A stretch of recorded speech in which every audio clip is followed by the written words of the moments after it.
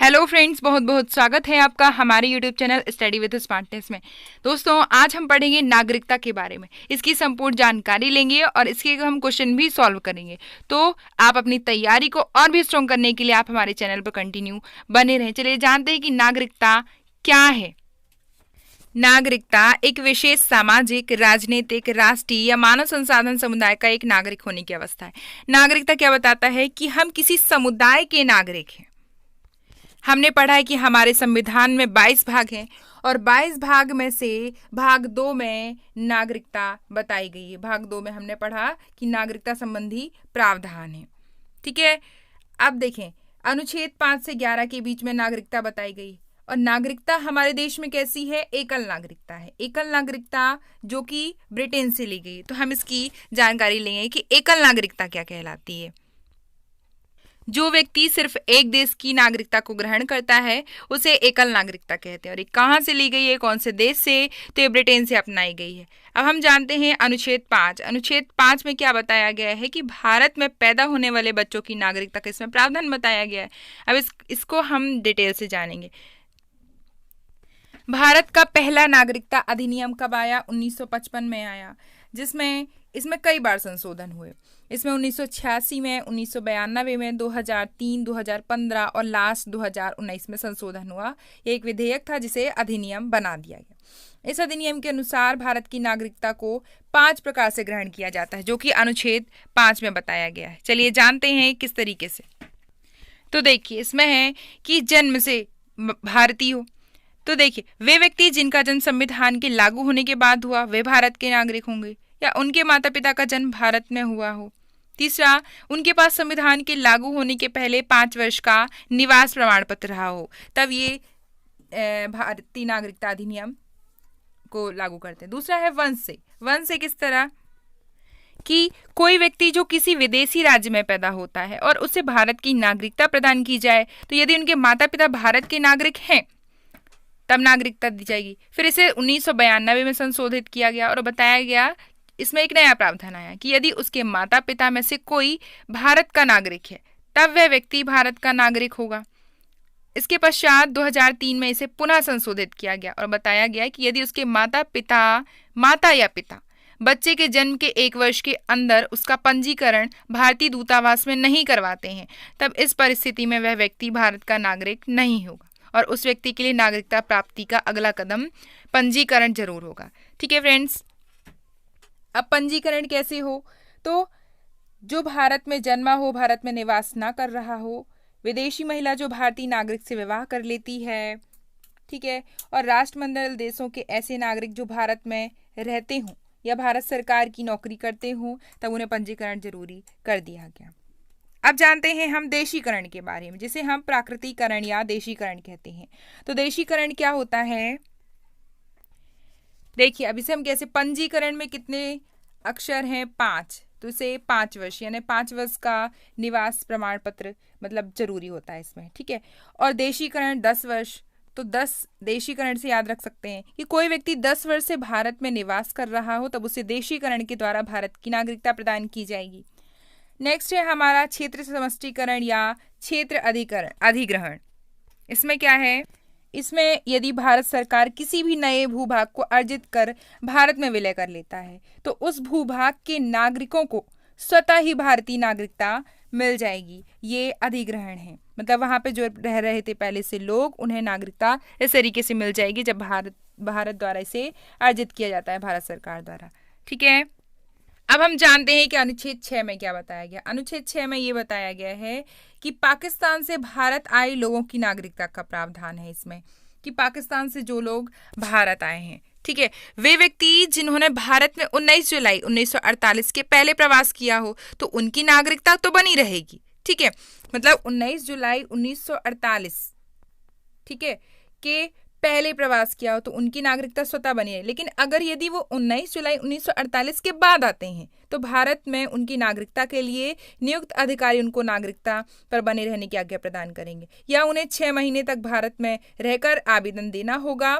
इस तरीके से उन्हें नागरिकता मिली। नेक्स्ट है हमारा अनुच्छेद 7। इसमें क्या बताया कि पाकिस्तान को जाने वाले लोगों की नागरिकता का प्रावधान। 6 में हमने क्या बताया? पाकिस्तान से भारत आए, ठीक है। और साथ में क्या बताया हमने कि पाकिस्तान को गए, मतलब भारत से ही। वे व्यक्ति जो मार्च 1947 के बाद भारत से पाकिस्तान में गए और वापस भारत में 19 जुलाई 1948 के पहले या बाद में लौट कर आते हैं तो वे भारत के निवासी होंगे।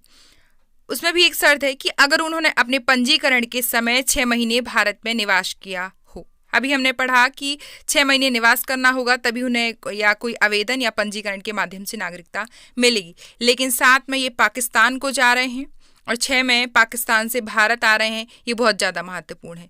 और हमारी डेट क्या दी जा रही है, 19 जुलाई 1948 के पहले या बाद में लौट कर आए। तो 6 में बताया गया कि 19 जुलाई 1948 से पहले प्रवास किया हो, है ना। और अनुच्छेद 7 में 19 जुलाई 1948 के पहले या बाद में लौट कर आए, दोनों चीज़ें इसमें बताई गई हैं। अब अनुच्छेद 8 क्या कहता है? अनुच्छेद 8 मतलब विदेश में जन्म लेने वाले बच्चों की नागरिकता का प्रावधान। जन्म कौन देती है? माँ। इसे हम ऐसे याद रखेंगे। और 8 मार्च को हम क्या मनाते हैं? महिला दिवस मनाते हैं, ठीक है। तो इसमें जन्म संबंधी प्रावधान है जो विदेशों में बच्चे जन्म लेते हैं, लेकिन उन्हें कब नागरिकता मिलेगी कि यदि उनके माता पिता में से कोई भी एक भारत का नागरिक है तो उन्हें नागरिकता मिल सकती है। नेक्स्ट है अनुच्छेद 9। इसमें क्या है? विदेशी नागरिकता ग्रहण करने पर भारत की नागरिकता समाप्त हो जाएगी। ये प्रावधान बताया कि अगर कोई व्यक्ति किसी अन्य देश की नागरिकता को स्वीकार कर लेता है तब उसकी भारत की नागरिकता स्वतः खत्म हो जाएगी। इसे हम ऐसे याद कर सकते हैं, 9 से नेगेटिव, और नेगेटिव मतलब किसी चीज को खत्म कर देना फ्रेंड्स। तो नेगेटिव ये नागरिकता यहाँ पर समाप्त हो रही है, इसे हम ऐसे याद रख सकते हैं। अब हम जानते हैं अनुच्छेद 10। अनुच्छेद में 10 में क्या है कि संसद द्वारा भारतीय नागरिकों की नागरिकता खत्म नहीं की जा सकती है ना। तो किसी भी व्यक्ति की नागरिकता संवैधानिक विधि के द्वारा ही ली जा सकती है, ठीक है। ये अनुच्छेद 10 में बताया गया है। 10 में खत्म नहीं किया जा सकता है। 10 से आगे भी और भी काउंटिंग होती है, इसलिए आप ऐसे याद रखेंगे कि हमें 10 के आगे और भी पढ़ना है तो इसकी नागरिकता खत्म नहीं है। लेकिन 9 से नेगेटिव और नेगेटिव में नागरिकता खत्म। अब आते हैं हम अनुच्छेद 11। अनुच्छेद 11 में क्या है कि नागरिकता की प्राप्ति और समाप्ति पर संसद इसमें कानून बना सकती है। अब देखते हैं कैसे कि यदि भारत की संसद को ये अधिकार है कि वह नागरिकता संबंधी उपबंधों को परिवर्तित कर सके, ठीक है, संशोधन कर सके, है ना। तो मतलब जो संशोधन की बात की गई है संसद के, वो किसमें की गई है? अनुच्छेद 11 में। 1 और 1 मिलकर 11 होते हैं और 1 और 1 जब मिलते हैं साथ में कई लोग तो संशोधन कर सकते हैं, ऐसे याद रख सकते हैं अपन, ठीक है। चलते हैं आगे। अब हम जानते हैं नागरिकता त्यागने के तरीके। तो नागरिकता 5 प्रकार से नागरिकता को मुख्य रूप से त्यागने के लिए बताया गया है, वैसे तो कई नियम हैं, ठीक है। अब देखिए, यदि व्यक्ति स्वैच्छिक त्याग देता है तब भी नागरिकता खत्म की जा सकती है, पहला है। दूसरा, यदि विदेशी नागरिकता ग्रहण करने से अपने देश की नागरिकता को छोड़कर वह दूसरे देश की नागरिकता ग्रहण करता है तब भी नागरिकता उसकी समाप्त की जा सकती है। तीसरा, वंचितता, उसे वंचित कर दिया जाता है, जैसे कि युद्ध काल में शत्रु का साथ देना या संविधान के प्रति अनिष्ठा दिखाने पर उसे वंचित, ठीक है। चौथा है इसका कि 7 वर्ष बाहर, मतलब कि लगातार यदि व्यक्ति 7 वर्ष तक भारत से बाहर रहता है तब उसकी नागरिकता खत्म की जा सकती है। 5वां है कि गलत तरीके से यदि वह नागरिकता को ग्रहण करता है तब भी उसकी नागरिकता को खत्म किया जा सकता है। तो इस प्रकार से, और एक और है कि भारतीय स्त्री द्वारा विदेशी पुरुष से विवाह करने पर उसकी नागरिकता को भी खत्म किया जा सकता है। तो इस तरीके से ये मुख्य रूप से हैं हमारे पॉइंट्स कि हम नागरिकता को खत्म कैसे कर सकते हैं। चलिए जान लेते हैं एक मुख्य रूप से हमारा पॉइंट है कि दोहरी नागरिकता। दोहरी नागरिकता जो कि अमेरिका जैसे देशों में लागू है और ये हमारे भारत के लिए क्या इंपॉर्टेंट रखती है ये भी जान लेते हैं। दोहरी नागरिकता संबंधी जो प्रावधान हमारे भारत में लागू हुए हैं वो भारतीय प्रवासियों के लिए जो भारत से बाहर रह रहे हैं दूसरे देशों में, ठीक है। मतलब कोई भी व्यक्ति जो विदेशी राज्य में निवास कर रहा है या वहाँ का नागरिक है लेकिन उस व्यक्ति का भारत के साथ संबंध रहा है, जैसे कि उसके माता पिता, प्रापिता या प्रापिता में, तब वह व्यक्ति OCI कार्ड पाने के योग्य होगा। उनके लिए एक OCI कार्ड जारी कर दिए गए, ठीक है, जिसे कहा जाता है ओवरसीज सिटीजन्स ऑफ इंडिया। पहले PIO कार्ड जारी किए गए थे, लक्ष्मीमल सिंघवी की सिफारिश सबसे पहले हुई थी जब ये दोहरी नागरिकता के लिए प्रावधान आया था, ठीक है। अब इसके बाद इसे बदलकर OCI कार्ड में जारी किया गया और ये किन के लिए है? जो विदेशों में रह रहे हैं भारतीय, ठीक है। अब इसके फायदे क्या क्या हैं, भारत में क्या क्या हो सकता है? आजीवन बीमा, उन्हें पासपोर्ट की कोई ज़रूरत नहीं है, ठीक है, मतलब बिना पासपोर्ट के भारत आने जाने की स्वतंत्रता है और वह व्यक्ति भारत में संपत्ति खरीद सकता है लेकिन कृषि बागवानी भूमि नहीं खरीद सकता। ठीक है, और वह व्यक्ति भारत में कोई भी दुकान संचालित कर सकता है और अन्य काम कर सकता है। और क्या है इसमें कि बांग्लादेश पाकिस्तान को छोड़कर ये अध्यादेश काम करेगा। ठीक है, और अब इसमें कुछ प्रतिबंध भी हैं कि वे कोई भी संवैधानिक पद धारण नहीं कर सकते, ना ही कोई मतदान में भाग ले सकते हैं। ठीक है, वे भारत के आम चुनाव में भाग नहीं ले सकते हैं, ये बताया गया है। तो इस तरीके से इसमें कुछ प्रतिबंध भी हैं और ये किन के लिए लागू किया गया है तो आप जान गए हैं, जो भारतीय प्रवासी विदेशों में रह रहे हैं। ठीक है, और भारत ने 16 देशों को ओसीआई कार्ड के लिए नामांकित किया है जहां पर हमारे भारतीय प्रवासी रह रहे हैं। तो फ्रेंड्स, हमने नागरिकता की इंपॉर्टेंट डिटेल को पढ़ा। अब हम इसके क्वेश्चन सॉल्व करते हैं। तो आप कॉपी पेन लेकर बैठ जाइए, क्योंकि अगर आपने इसे ध्यान से सुना होगा तो ये क्वेश्चन आपको बनेगी। हमारा पहला क्वेश्चन है कि भारतीय संविधान का कौन सा भाग नागरिकता से संबंधित है। तो हमने पढ़ा है कि भारतीय संविधान का भाग 2 जो कि नागरिकता से संबंधित है, और हमारे संविधान में भाग कितने हैं? 22 भाग। नेक्स्ट क्वेश्चन है, भारतीय संविधान निम्नलिखित में से कौन सी नागरिकता प्रदान करता है? तो हमने एकल नागरिकता को अपनाया है, जो कि कहाँ से लिया गया है? ब्रिटेन से लिया गया है। ठीक है, ये देखिए नेक्स्ट क्वेश्चन भी आया है कि भारत में एकल नागरिकता की अवधारणा किस देश से अपनाई गई है? तो फ्रेंड्स, इसका राइट आंसर है ऑप्शन नंबर ए, इंग्लैंड से अपनाई गई है। नेक्स्ट क्वेश्चन है, किस देश में दोहरी नागरिकता संबंधी प्रावधान अपनाए गए हैं? तो इसका राइट आंसर है अमेरिका। अमेरिका में दोहरी नागरिकता संबंधी प्रावधान अपनाए गए हैं।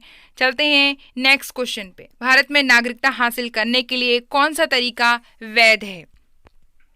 तो हमने ये तीनों तरीके पढ़े हैं कि जन्म से भी प्राप्त कर सकता है, वंश के आधार पर भी, क्षेत्रीय समाविष्टि के द्वारा और उपयुक्त सभी। तो इसका right answer option number D, उपयुक्त सभी। ये तीनों तरीके हैं। नेक्स्ट क्वेश्चन है, भारत की नागरिकता किस तरह से समाप्त की जा सकती है? स्वैच्छिक त्याग से, बर्खास्तगी द्वारा, नागरिकता से वंचित करके, या उपयुक्त सभी। तो फ्रेंड्स, इसका राइट आंसर है ऑप्शन नंबर डी कि ये इसका right answer option number D, उपयुक्त सभी। इन तीनों तरीके से इसे समाप्त किया जा सकता है। हमारा नेक्स्ट क्वेश्चन है कि भारतीय नागरिकता से संबंधित विषयों को लेकर भारत सरकार का कौन सा मंत्रालय उत्तरदायी है? इसका राइट आंसर है ऑप्शन नंबर बी, गृह मंत्रालय के अंतर्गत भारतीय नागरिकता संबंधित उत्तरदायी है। भारत सरकार गृह मंत्रालय के अंतर्गत नागरिकता संबंधी प्रावधान को लागू करती है। नेक्स्ट क्वेश्चन है, किस अनुच्छेद के अंतर्गत कहा गया है कि व्यक्ति जो भारत का मूल निवासी है, भारत का नागरिक है? तो हमने ये फ्रेंड्स पढ़ा है कि अनुच्छेद 5 में कि यदि वह भारत का मूल निवासी है तब उसे भारत की नागरिकता दी जाती है। चलते हैं नेक्स्ट क्वेश्चन पे। पाकिस्तान से आकर भारत में नागरिकता प्राप्त करने संबंधी प्रावधान का वर्णन निम्न में से किस अनुच्छेद में बताया गया है? तो पाकिस्तान से भारत में प्रवेश का प्रवास बताया गया अनुच्छेद 6 में। ठीक है, और साथ में क्या बताया है कि भारत से पाकिस्तान में जाना। हमारा नेक्स्ट क्वेश्चन है कि कौन सा अनुच्छेद शैक्षिक आधार पर भारत की नागरिकता को समाप्त करने का प्रावधान बताता है? तो शैक्षिक आधार पर भारत की नागरिकता किस पे समाप्त करने का प्रावधान है? तो फ्रेंड्स, इसका right answer option number B, 9 में बताया गया है कि उसकी यदि वह दूसरे देश की नागरिकता को स्वीकार कर लेता है तो अनुच्छेद 9 के तहत बताया गया है कि उसे भारत की नागरिकता समाप्त कर दी जाती। नेक्स्ट क्वेश्चन है, किस अनुच्छेद के तहत संसद को नागरिकता के संबंध में प्रावधान बनाने का अधिकार प्रदान किया गया? तो फ्रेंड्स, हमने पढ़ा है कि संसद यानी कि वहां पे बहुत लोग होते हैं और मिलकर काम करते हैं, तो अनुच्छेद 11 1 और 1। बहुत मोस्ट इंपॉर्टेंट क्वेश्चन है कि हाल ही में नागरिकता संशोधन कानून कब लागू हुआ? तो 2019 में। इससे पहले हमने पढ़ा है कि ये 1955 में आया, फिर इसमें 1986 में संशोधन हुआ, 92 में हुआ, 2003 में, 2015 में और अब लास्ट 2019 में संशोधन हुआ। हमारा नेक्स्ट क्वेश्चन है, कितने वर्षों तक भारत में रहने पर नागरिकता समाप्त हो जाएगी भारत से बाहर रहने पर? तो इसका राइट आंसर है 7 वर्ष। हमने पढ़ा है कि नागरिकता समाप्ति पर वो 5 पॉइंट पढ़े थे। 7 वर्ष यदि भारत से बाहर रह रहा है तो उसकी नागरिकता खत्म कर दी जाएगी। तो फ्रेंड्स, ये थे पॉलिटी के नागरिकता विषय को हमने बहुत अच्छे से पढ़ा, उसके क्वेश्चन सॉल्व किए। आप इसे 1-2 बार और देखेंगे तो आपको ये माइंड में बैठ जाएगा। ऐसे और भी नए टॉपिक को पढ़ने के लिए आप हमारे चैनल पर कंटिन्यू बने रहें। चैनल को लाइक करें, शेयर करें, सब्सक्राइब करें। Thanks for watching. जय हिंद।